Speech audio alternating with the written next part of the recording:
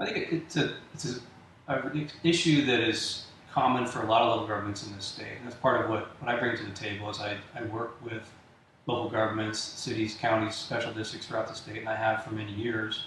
And so there are a lot of, part of it is that we don't know what we don't know. If we reach out to see what other local governments are doing to address these situations, there are some solutions out there. Part of it is to try to diversify the revenue base. I'm not talking about additional tax burden on taxpayers, but to think about different ways that we can diversify that base. Potentially, again, like you talked about with businesses, maybe we can bring in more local businesses that are sustainable. We can increase that tax base and diversify it.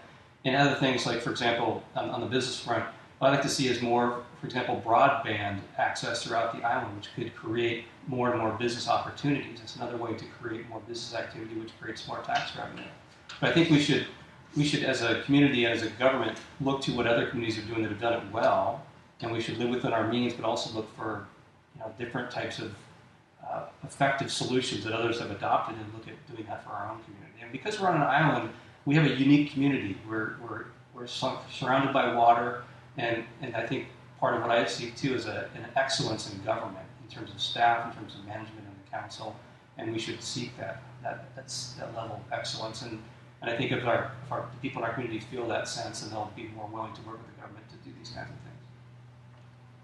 things. Kevin, you're absolutely right. There has been a drop off in the real estate revenue, and I don't think there's a reasonable expectation that that's going to change in the foreseeable future. But the thing we need to pay attention to is we changed the form of government from the mayoral to the city manager, which I think is very good. But that's only part of the job. There's a tremendous amount of excess overhead and expenses that are left in place in the city from the previous administration. There's a lot of opportunities for us to do a better job of delivering services. I think it's a fundamental obligation of a city to do a very efficient job of delivering services to its ratepayers and its taxpayers. This is the three utilities that the city controls: the water, sewer, and swim utility, and then the road fund.